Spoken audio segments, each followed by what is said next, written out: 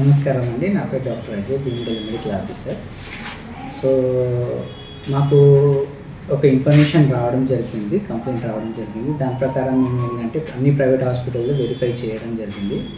So ఈ మధ్య కాలంలో మన దగ్గర పిఎస్సి భీమగల్ క్లస్టర్లో ఒక 9 ప్రైవేట్ హాస్పిటల్స్ ఉన్నాయి. దాంట్లో అన్నిటికీ రిజిస్ట్రేషన్ ఉన్నాయి. కానీ ఒక హాస్పిటల్ ఏంటంటే దాంట్లో ఒకటే రిజిస్ట్రేషన్ పైన 2 హాస్పిటల్ నడవడం చేయడం వల్ల మేము వెళ్ళి వెరిఫై చేసినాం. సో అక్కడ వెళ్తే వాళ్ళు మాకు కరెక్ట్ రెస్పాన్స్ ఇవ్వలే.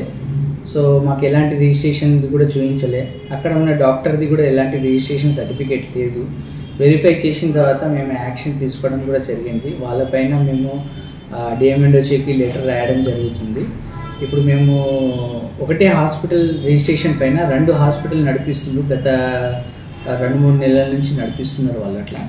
సో మీడియా పీపుల్స్ వాళ్ళు మాకు ఇన్ఫార్మ్ చేయడం వల్ల, కంప్లైంట్ ఇవ్వడం వల్ల మేము వెళ్ళి వాళ్ళపైన వెరిఫై చేయడం జరుగుతుంది. సో దీనిపైన మేము యాక్షన్ తీసుకుంటాం. డిఎంఎండ్ఓ మేడం కూడా మేము ఇంటిమేషన్ ఇస్తాం. సో ఇది మళ్ళీ ఇంకొకసారి ఇట్లాంటి రిపీట్ అయితే మేము సీజ్ చేయడం కూడా జరుగుతుంది. యాక్చువల్లీ హాస్పిటల్ పేరు ఏంటంటే అశ్విని హాస్పిటల్, అశ్విని రెడ్డి మేడం వాళ్ళు ఉంటారు. పాత హాస్పిటల్ అట్లాగే వితౌట్ రిజిస్ట్రేషన్ నడిపిస్తుంది. ఇప్పుడు కొత్త హాస్పిటల్లో కొద్దిగా దూరంలో ఉన్నారు వాళ్ళు, ఆ హాస్పిటల్ పేరు మీద కొత్త హాస్పిటల్ నడిపిస్తున్నారు. సో ఇప్పుడు ఈ ఓల్డ్ హాస్పిటల్లో ఏంటంటే ఎలాంటి రిజిస్ట్రేషన్ లేదు, టెంపరరీ రిజిస్ట్రేషన్ లేదు, ఏం లేదు. సో మేము వాళ్ళకి ఇంటిమేషన్ ఇవ్వడం కూడా జరిగింది. సో దానిపైన యాక్షన్ కూడా తీసుకోవడం జరుగుతుంది.